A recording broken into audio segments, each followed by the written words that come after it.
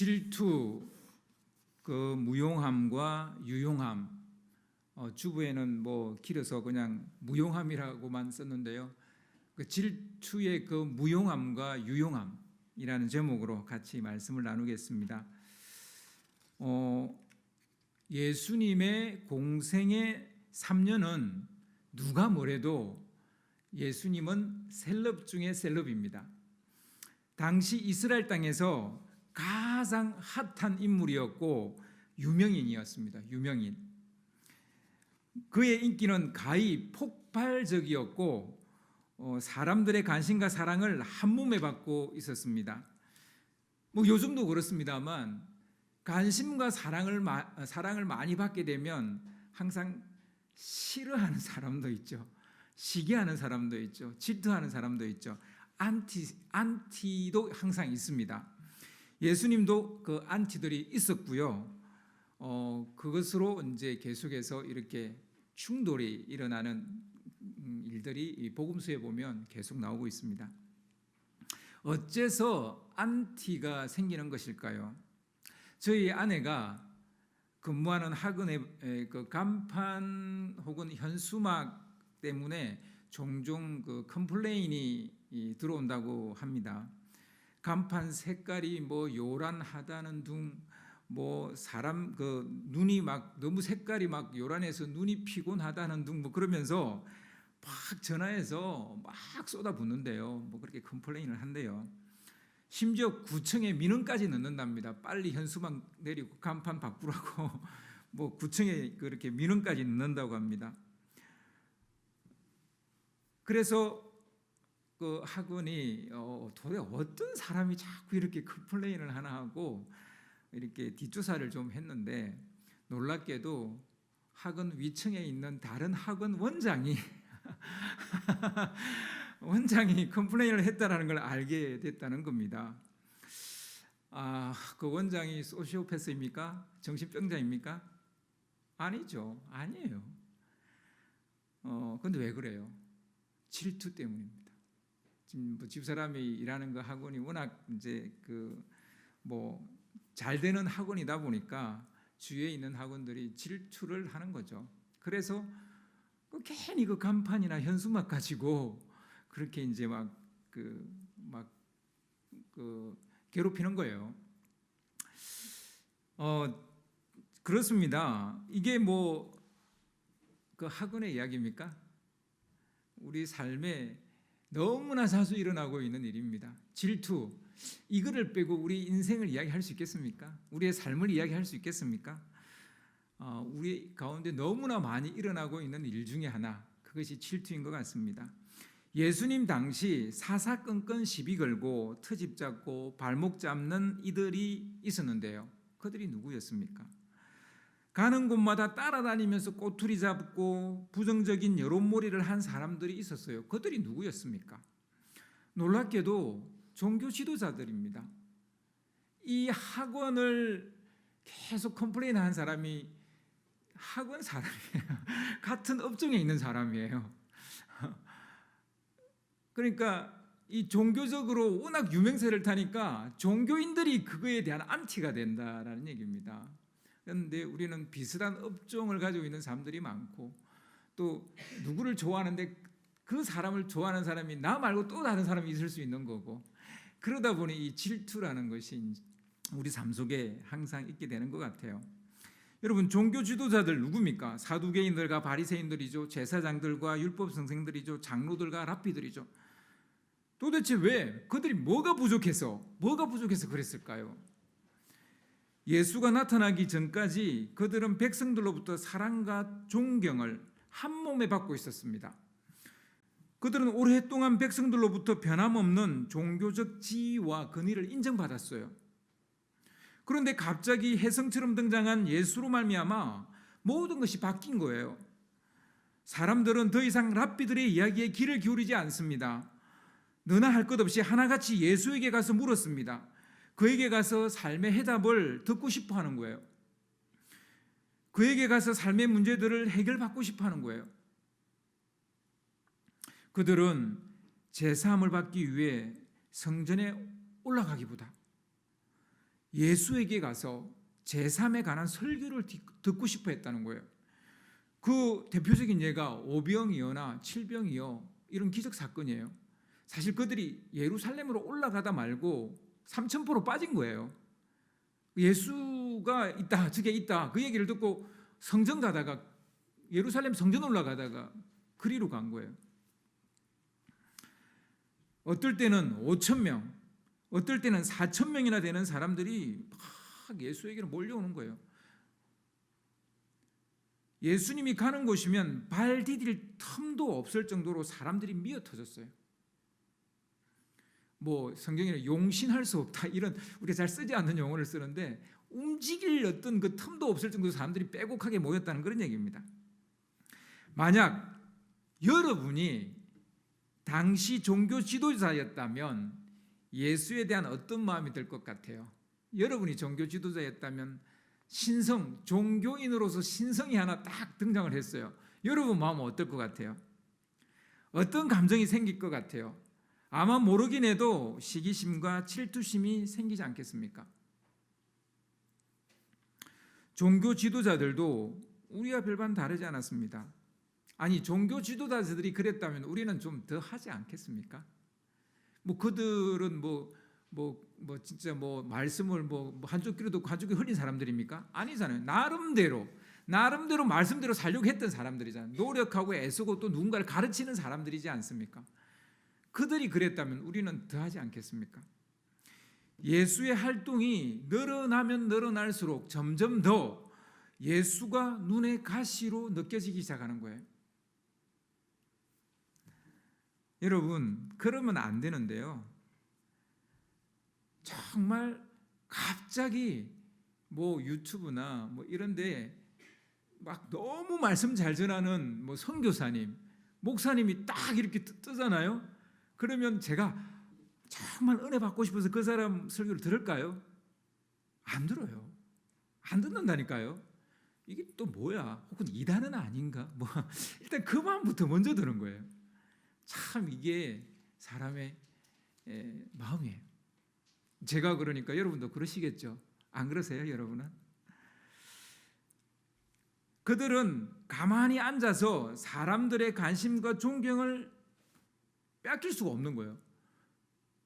다 막 나만 바라보고 나에게 찾아와서 인생 문제 해답을 얻어갖고 막 그랬는데 어느 날부터 그 사람들이 뚝 끊어진 거예요. 다 예수에게로 가는 거예요.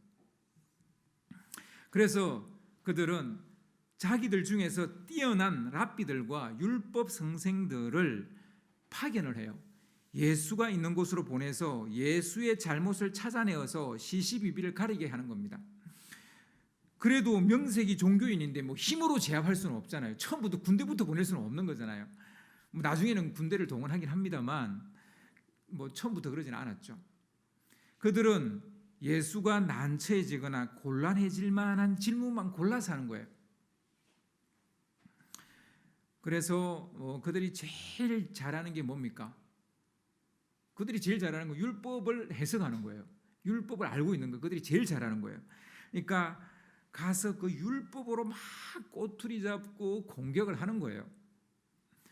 그런데 번번이 실패합니다. 너무나도 얄밉게도 생각지 못한 기막힌 대답을 예수님이 하시는 거예요.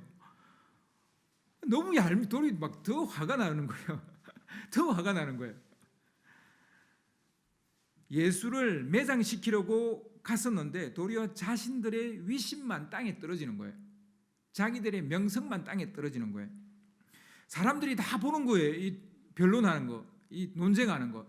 그런데 매번 자기들이 문제 제기를 했는데 자기들이 당하는 거예요.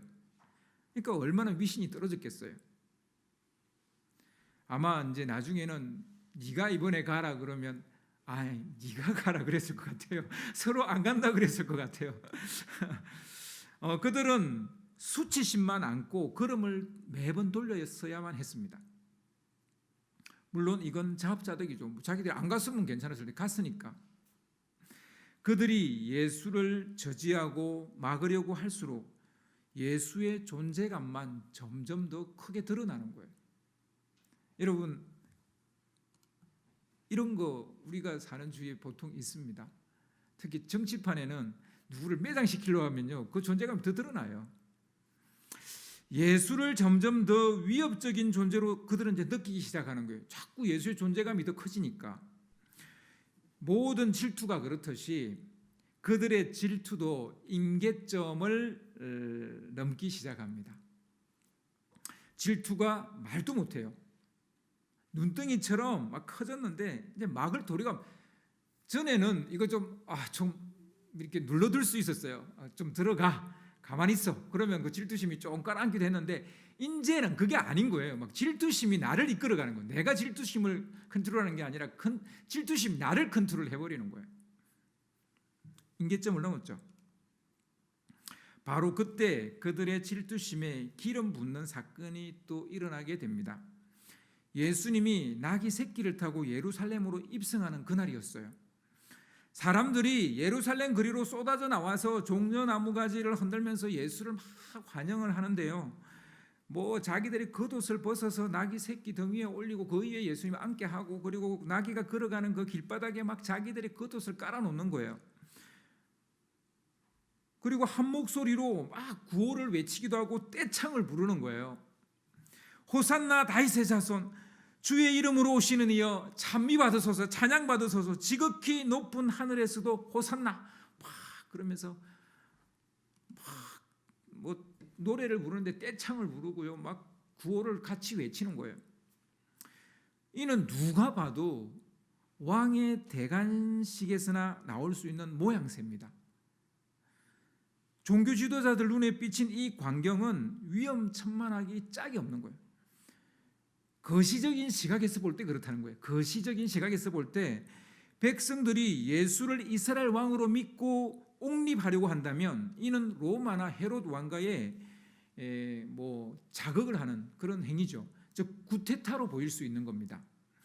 그들이 예수를 다윗의 자손이라고 부른 것은 그를 메시아로 인정하고 받아들인다는 뜻이에요. 이게 거시적인 입장이라면, 한편 미시적인 시각에서 보면 이 광경은 종교 지도자들의 심리적인 입장에서 어떻겠어요? 그렇지 않아도 다 막 예수만 바라보는데 이제는 뭐 예루살렘 전체가 예수님에게로 가버리는 거예요. 질투가 말을 못할 정도로 차오르는 거예요. 뭐 말을 할 수가 없는 거예요.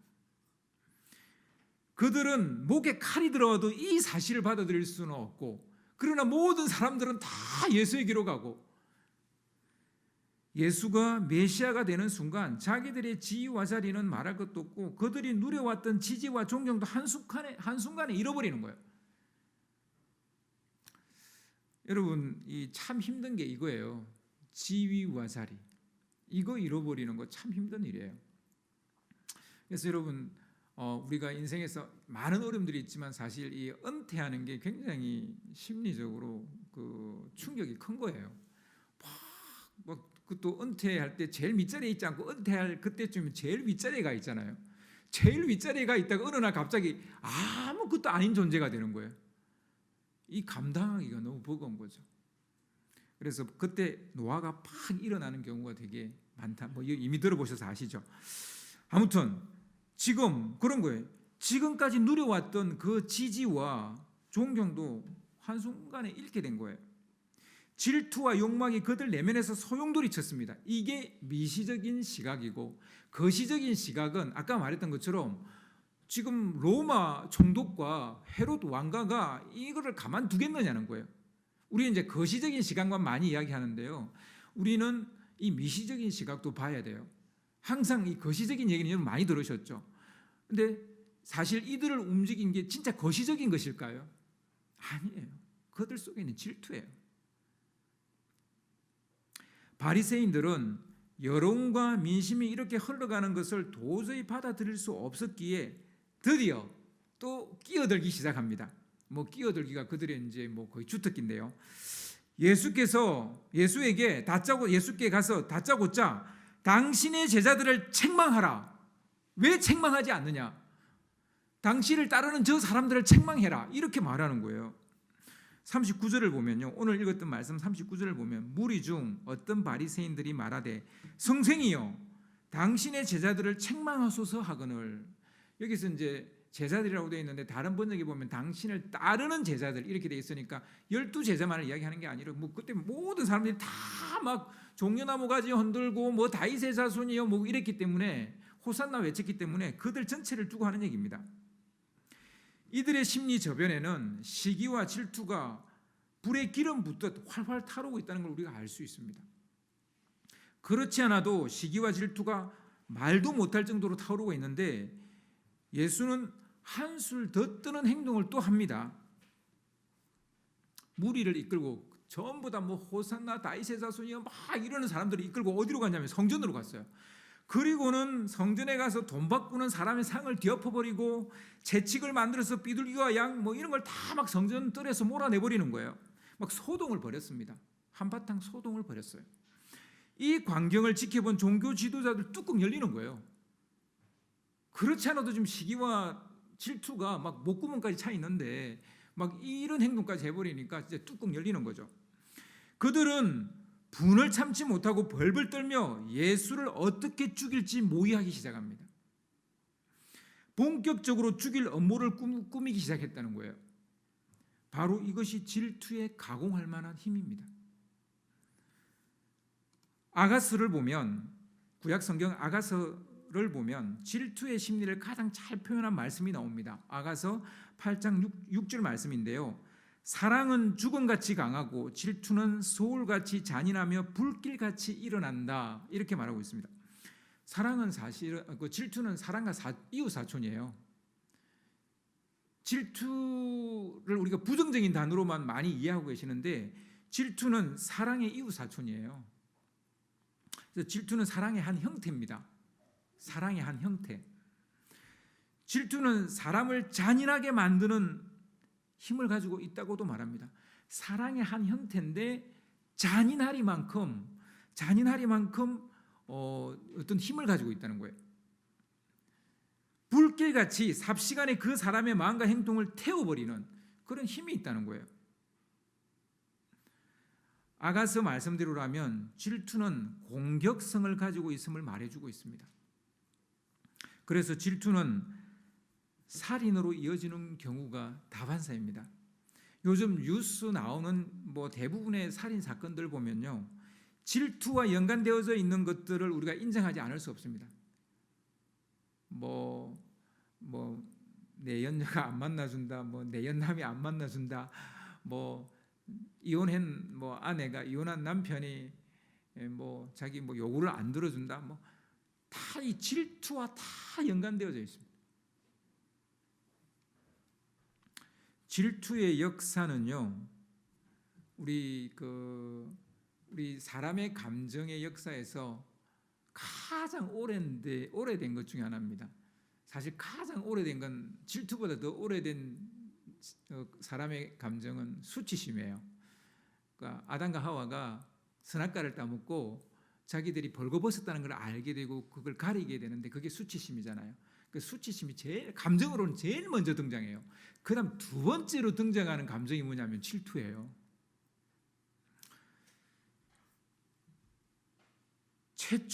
사람이 낳은 최초의 인간은 가인과 아벨입니다.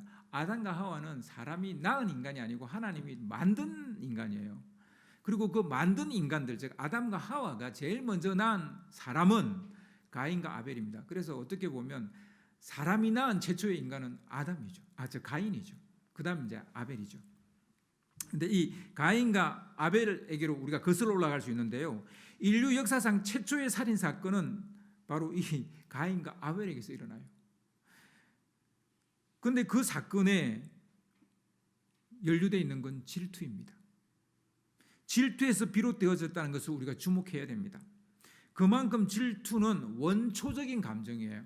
우리가 이제 뭐 기쁨, 슬픔 이런 게 우리가 원초적인 감정이라 그러는데 이거는요, 다른 감정들에서 파생된 감정이고요. 더 원초적인 감정은 질투입니다. 질투.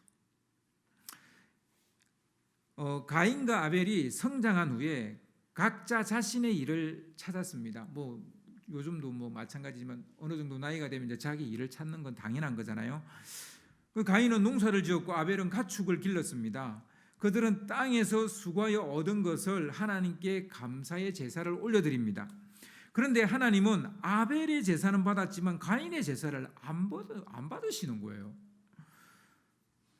뭐 왜 그랬는지는 뭐 여러 가지 썰이 있지만 제가 이제 그걸 오늘 이야기하려고 하는 건 아니니까 하여튼 가인의 제사는 안 받고 아벨의 제사는 받았어요. 가인은 도저히 이 사실을 받아들일 수 없는 거예요. 가인의 마음에 질투가 불처럼 타오르기 시작합니다. 그리고 그의 생각과 마음을 삼켜버리는 거예요. 이 질투가 가인의 생각과 마음을 삼켜버리는 거예요. 하나님께서 아벨만 사랑하고 자기는 간신받기라는 생각을 하게 된 것 같습니다. 질투는 종종 사랑하는 사람이 다른 사람을 좋아한다는 원심에서부터 출발해요. 질투는 이제 이 원심에서부터 시작되는 겁니다. 원심에서 질투가 생기는 거예요. 다른 사람이 잘 되거나 좋은 처지에 있는 것 따위를 공연히 미워하고 깎아내리는 것, 뭐 이런 감정이 질투입니다. 그런데 이 질투 감정에는 먼저 선행되는 감정이 있는데 사랑하거나 좋아하기 때문이에요. 그러니까 나와 상관없는 사람, 내가 사랑하지도 않고 관심도 없는 사람은 사실 이 질투로 가기가 좀 어렵습니다. 근데 시기는 갈 수 있어요. 근데 이 질투는 그래서 시기하고 좀 다른 거예요. 질투는 내가 사랑하고 좋아하는 사람이 이제 뭐 나보다 뭐 뭔가를 더 잘하거나 아니면 뭐 나의 요구를 들어주지 않거나 나를 사랑하지 않거나 이런 원심에서부터 이제 질투는 시작이 되는 겁니다. 질투는 다른 사람이 잘 되는 것을 부러워하는 마음이기도 합니다. 하지만 그 부러움이 미움으로 곧 바뀌어버리죠. 혹은 정으로 바뀌어버리죠.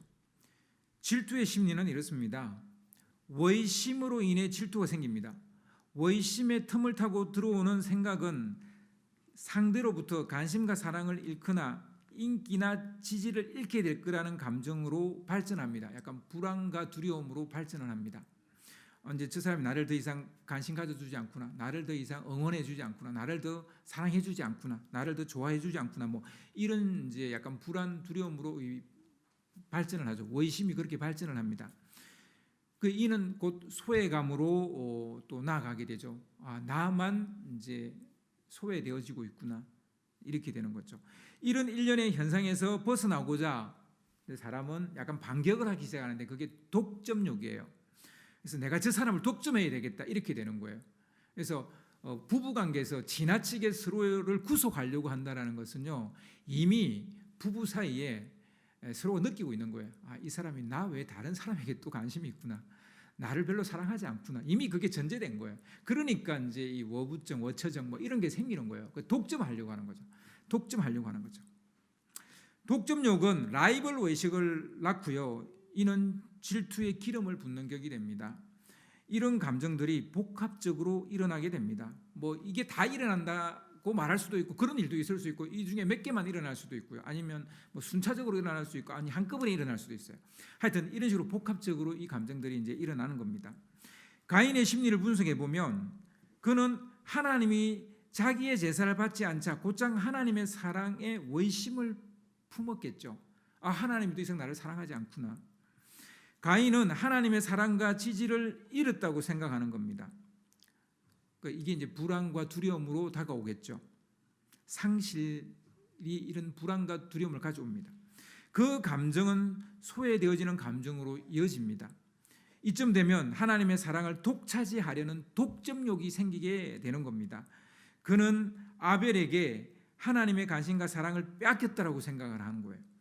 가인은 자기도 모르게 아벨에 대한 라이벌 의식을 느끼게 됩니다.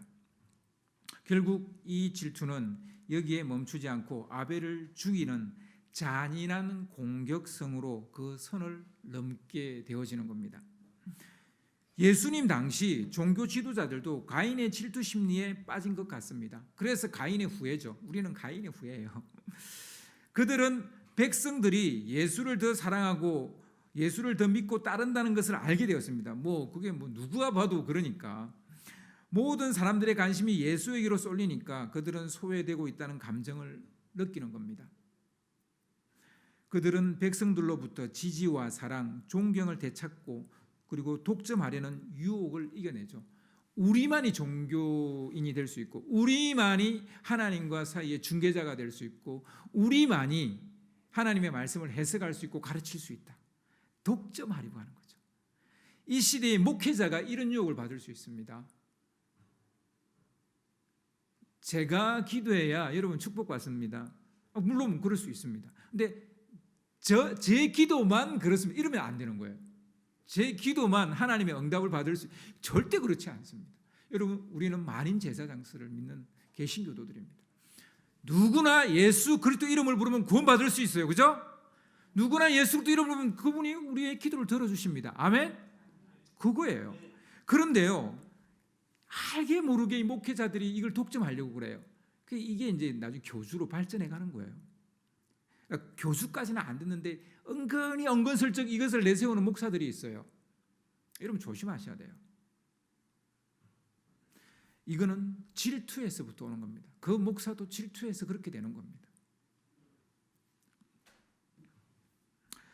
그들은 어김없이 예수에게서 라이벌 의식을 느끼는 거죠. 그들은 예수로 인해 많은 것을 잃을 수 있다는 것을 본능적으로 알고 있었습니다. 결국 그들은 예수를 죽이려고 음모를 꾸미고 결국 예수를 십자가에 못 박아 죽여버리게 되는 겁니다. 가인과 뭐가 달라요? 가인과 뭐가 달라요? 종교 지도자들인데 가인과 뭐가 달라요? 여러분, 질투는 은근히 교회 안에도 많이 들어와 있습니다. 우리 크리스찬들도 이것을 벗어나기가 참 힘듭니다. 그래서 우리가 인정할 건 인정하고 이제 질투를 어떻게 다루어야 되는 문제를 우리가 고민해야 되는 거죠. 물론 질투 그 자체는 악하지도 않고 나쁘지도 않습니다. 살아가는데 꼭 필요한 감정이기도 합니다. 하나님도 질투하시는 하나님이시잖아요. 그러니까 하나님의 사랑의 한 형태가 있는데 질투하시는 하나님이라고. 그런데 질투하시는 하나님과 하나님을 이꼴 관계로 놓으면 안 돼요. 하나님이 한 모습이라고요. 하나님은 여러 가지 사랑을 가지고 있는데 그 중에 하나의 사랑이 질투하신 하나님이라고요. 그래서 이걸 이꼴 관계로 놓으면 안 되고 그냥 하나님이 훨씬 더 커요. 그 하나님의 모습 중에 하나가 질투하시는 하나님인 거예요. 그렇게 이해하시면 돼요. 문제는 질투심을 긍정적으로 사용할 것인지 부정적으로 사용할 것인지입니다. 모든 감정이 그렇듯이 질투도 조절 능력이 중요합니다. 분노라든지 사랑도 그렇고 슬픔도 그렇고 이게 조절을 못하면 이게 다 병이 돼요. 슬픔도 그래요. 이 슬픔도 어느 정도 슬퍼할 때까지 슬퍼하고 그 슬픔을 어느 정도 선에서 거두어 들여야 되는데 이걸 거두어 들이지 못하면 이게 이제 사실 우울증이 되는 거예요. 그래서 여러분, 이 감정은 조절이 되는 겁니다. 슬퍼할 때는 확실히 슬퍼하고 그리고 그 슬픔에서 빠져나와야 될 때는 빠져나와야 되는 거고 기뻐할 때는 확실히 기뻐야 되고 또 기쁨에서 빠져나와야 되는 기쁨에서 빠져나와야 돼요. 그런데 365일 매일 기쁘면 그 사람이 사람입니까? 그 사람 아니에요. 그럴 수가 없어요. 그러니까 기뻐할 때 기뻐하고 기뻐하지 않을 때는 기뻐 안 해야 이게 정상적인 사람인 거죠. 질투를 잘 사용하면 유용합니다. 질투는 열정을 일으키는 힘이 있어요. 그러니까 진실을 보여줍니다. 질투는요. 그래서 옛날 드라마 중에 그 최수종 나오는 질투라는 드라마가 있었어요. 우리 젊은 사람들 잘 모를 텐데 정말 대단했죠, 그죠? 그 드라마. 그 질투의 결론이 뭡니까? 그 드라마의 결론은 내가 진짜 그 최수종이 최시진 씨를 사랑한다라는 거를 그냥 드러내는 게 그 드라마의 결과. 별거 없는데도 그걸 열심히 봤어요. 아무튼 질투를 잘 사용하면 유용합니다. 사랑의 확신이 더해지고 사랑이 깊어집니다. 그리고 건강해집니다. 그리고 진실을 알게 됩니다. 하지만 질투를 잘못 다루면 무용해집니다. 사랑은 병들고 잔인해지고 공격성을 띠게 됩니다. 이스라엘의 초대 왕이 사울이죠. 사울 왕은 다윗을 온전히 신뢰해서 진심으로 아끼고 사랑했습니다. 그러나 전쟁에 이기고 돌아오는 다윗을 환호하는 여인들의 외침의 말을 듣는 순간 말도 못할 정도의 질투가 확 불을 일듯이 그렇게 일어났어요.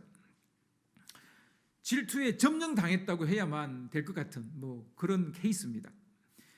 백성들이 왕인 자기보다 다윗을 더 사랑하고 지지한다라는 생각을 하니까 막 참을 수가 없는 거예요. 갑자기 소외감을 느끼면서 백성들의 사랑을 독차지하려는 독점욕에 사로잡힙니다. 다윗에 대한 라이벌 의식을 가지게 되고요. 자기의 왕위를 빼앗길 것 같다는 두려움과 불안에 사로잡히게 됩니다. 이는 곧장 공격성으로 나타납니다. 사울 왕은 시도 때도 없이 다윗을 죽이려고 하는 거예요. 죽을 때까지, 사울 왕은 자기가 죽을 때까지 이것에만 골몰합니다. 다윗을 죽이는 일, 이것에만 골몰합니다. 결국 이것에 모든 에너지를 쏟다 보니까 막상 블레셋이 쳐들어왔을 때는 그 블레셋과 싸워서 이기지를 못하는 거예요. 대비를 해야 되는데 이게 대비를 안 했으니까 결국은 그 전쟁에서 패하고 사울은 죽게 됩니다. 질투가 얼마나 강력하고 잔인한 것인지 보여주는 한 사례가 바로 사울 왕이라 하겠습니다. 그러나 똑같은 상황에 놓여 있었던 사람이 한 사람 더 있습니다. 그 사람은 사울 왕의 아들이죠. 요나단입니다. 우리는 요나단에게 주목할 필요가 있습니다. 요나단은 차기 왕이 될 왕자이죠. 그러면 다윗에게 시기와 질투를 느껴야 된다면 사울 왕보다 요나단이어야 되지 않겠습니까? 자기가 이미 왕이 됐으니까 뭐 자기 죽을 때까지 왕일 거 아니에요. 근데 이제 자기 아들이 왕이 될 텐데, 요나단이 왕이 될 텐데 이 요나단의 왕위를 다윗이 가져갈 가능성이 높잖아요. 그러니까 시기와 질투를 가져야 된다면 그 사람은 요나단일 겁니다. 사울 왕이 아니라. 그런데 요나단은 전혀 질투를 느끼지 않았다는 거예요. 요나단은 다윗을 의심하지 않았습니다. 소외감도 다윗으로부터 어떤 소외감도 느끼지 않았습니다. 백성들의 사랑을 독차지하려고 하지도 않았습니다. 왕위를 반드시 자기가 물려받아야 한다는 생각도 하지 않았습니다. 라이벌 의식도 느끼지 않았습니다. 자기의 지위와 자리를 잃는 것을 두려워하지 않습니다. 사람이 어떻게 이럴 수 있어요? 어떻게 요나단처럼 이럴 수 있어요? 이게 실제 존재하는 인물일 수 있습니까? 너무 이상적인 사람 아닙니까? 뭐 우리가 이렇게 물어볼 수밖에 없는 그런 사람이 요나단입니다. 우리는 요나단에게서 질투 다루는 법을 배울 수 있습니다. 요나단은요, 어떻게 그 질투에 빠지지 않을 수 있었느냐 하면요, 먼저 더 큰 걸 바라보는 겁니다. 자기보다 더 큰 거를 바라보는 거예요. 우리는 내 안에 갇히기 때문에 이 질투에 빠지는 거예요. 요나단은 더 큰 거를 보았습니다. 자기가 아니라 조국과 민족의 미래를 항상 보는 거예요. 다윗 같은 사람이 왕이 된다면 우리 민족은 더 이상 블레셋으로부터 고통당하지 않을 수 있다는 생각, 이 생각을 한 거예요. 아예 자신의 옷과 칼을, 방패를 다윗에게 줘버립니다. 그 허리띠를, 이게 뭐 사실 왕자를 상징하는 건데 그 띠를 줘버립니다. 뿐만 아니라 요나단은 하나님의 심중도 보았습니다. 사심이 아니라 신심, 하나님의 마음, 신심을 보았다는 말입니다. 하나님께서 다윗을 차기 왕으로 세웠다면 그걸 순순히 받아들이겠다는 거예요. 그게 하나님의 마음이라면, 그게 하나님의 뜻이라면. 그래서 나보다 하나님의 뜻을 위에 두는 사람은 질투에 덜 빠지게 된다라는 얘기입니다. 그러니까 이런 마음을 가지면 독점욕도, 의심도, 라이벌 의식도, 상실감도, 욕심도 생기지 않는 거죠. 도리어 공감과 협력적 관계를 만들고 그런 구조를 만들어낸다는 거예요. 요나단은 끝까지 협력을 합니다. 다윗에게. 뭐 도망치는 다윗도 도와줍니다. 뭐 모든 것을 잃고 도망칠 때 다윗을 죽이기가 얼마나 쉽겠습니까? 자기 손안에 지금 와 있는데, 그리고 화살 쏴는 자기 종까지 데리고 갔는데 그 다윗 죽이는 거 뭐 쉽지 않겠습니까? 그런데 아니요, 끝까지 협력자로 섭니다. 왜? 하나님이 다윗을 선택했기 때문이에요. 하나님이 다윗을 왕으로 세우겠다는 거예요. 그리고 다윗 같은 사람이 있어야 우리가 블레셋에서부터 벗어날 수 있다는 사실을 요나단은 너무나 잘 알고 있기 때문에, 공간과 협력적인 관계, 그런 구조를 만드는 사람, 이런 사람이 질투에 빠지지 않을 수 있습니다. 그래서 요나단의 사랑이 가장 건강한 사랑이고 건강한 우정이라고 이렇게 우리가 말할 수 있는 겁니다. 반면 사울 왕이나 종교 지도자들의 질투는 상대에게 정오와 적의를 품게 합니다. 그러나 질투는 여기서 멈추지 않죠. 보통 정오와 적의는 공격성을 동반합니다. 공격성을 불러옵니다. 질투는 제일 먼저 자신의 양심부터 죽여요. 남을 죽이기 전에 질투는 내 양심부터 죽인다고요. 그 살인은 잘못된 거잖아요. 그러면 안 되는 거잖아요. 근데 양심이 죽어버리니까 살인을 하는 거예요. 그래서 질투는 자기 양심부터 제일 먼저 죽입니다.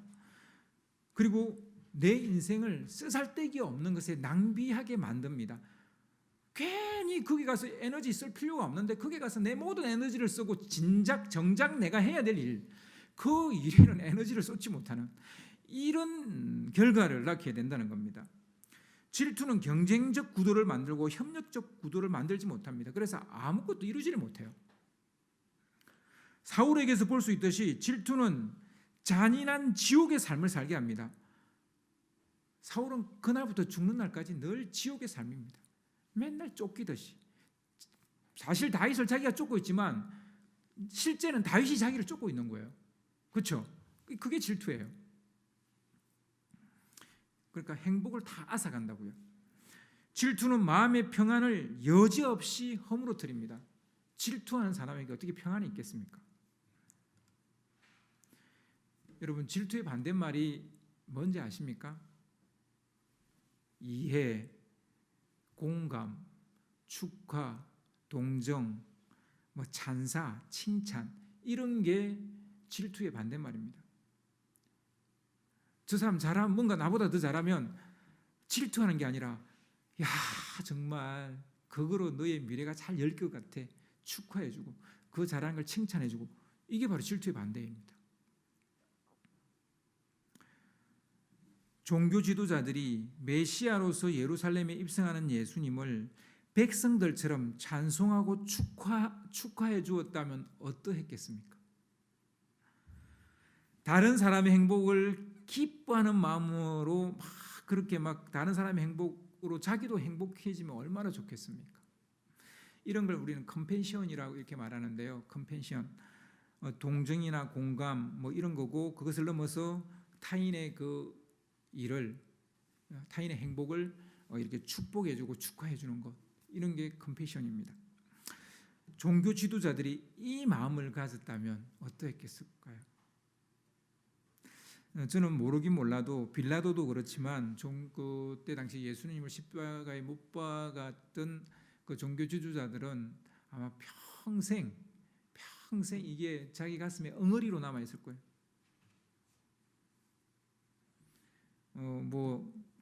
상상이긴 하지만 어쩌면 자기가 예수를 십자가에 못 박기 때문에 회개하지 않은 사람들은 정신적으로 굉장히 불행한, 정신병에 걸리든지 정신적으로 굉장히 불행한 삶을 살지 않았을까.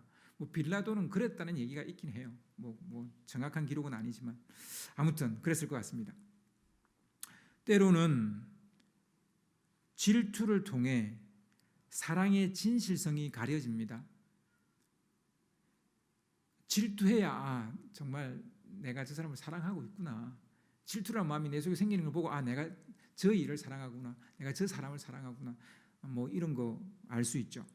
때로는 그들의 질투를 통해 하나님은 우리의 일을 하나님 당신의 일을 하시고 당신의 사랑을 또한 나타내기도 합니다. 그러니까 이 종교 지도자들의 질투가 좋은 건 아니지만 하나님은 그것을 합력해서 선을 이루세요.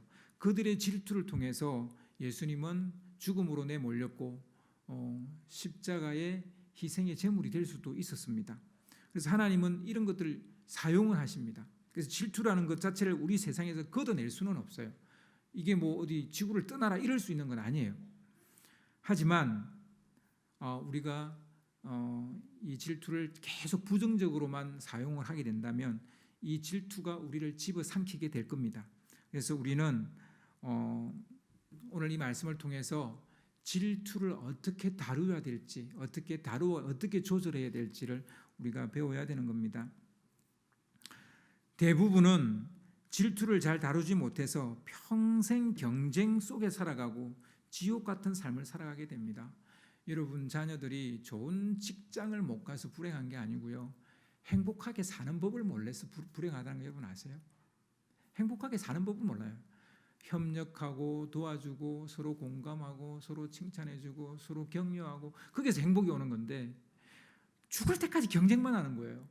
그런데 뭐 경쟁해서 그래 좋은 자리에 올라갔다고 해봅시다, 그래 성공했다고 해봅시다, 그래도 안 행복한 거예요.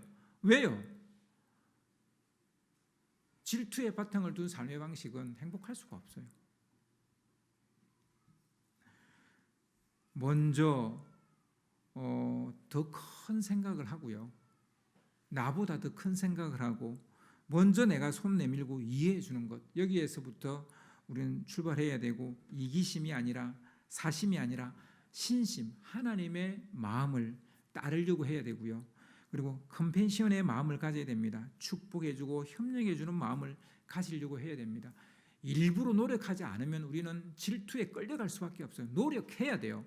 이런 마음이 생길 때마다 내가 저 사람을 이해해야지, 저 사람이 저렇게 돼 내가 그 사람을 축복해 줘야지, 칭찬해 줘야지, 공감해 줘야지, 내가 노력을 해야 되는 거예요. 그냥 가만히 있는데 뭐 이런 마음이 생기는 건 절대 아닙니다. 왕으로 오신 예수님을 진심으로 우리가 축하해야 됩니다. 여러분, 왕으로 오신 예수님 그냥 어떻습니까? 그냥 오셨나 보다. 뭐 여러분 예수님 왕으로 오신 거에 질투를 안 하시겠죠, 그죠? 질투는 안 하시죠? 뭐 설마 질투하시는 분 계세요? 종교 지도자들처럼 그런 분은 없을 거예요. 그런데 우리의 문제는 뭐냐면 축하도 안 한다는 거예요. 그분이 왕으로 오셨는데 우리가 축하 안 한다는 거예요. 찬송 안 한다는 거예요. 호산나 하고 외치지 않는다는 거예요. 그러면 그게 질투하고 뭐가 달라요? 어쩌면 부정적인 질투보다 더 나쁜 거 아닐까요? 아무 관심이 없는, 그분이 왕으로 왔는지 안 왔는지 오든지 말든지 관심이 없는 거예요. 그분이 십자가에 못 박혔는지 안 박혔는지 관심이 없는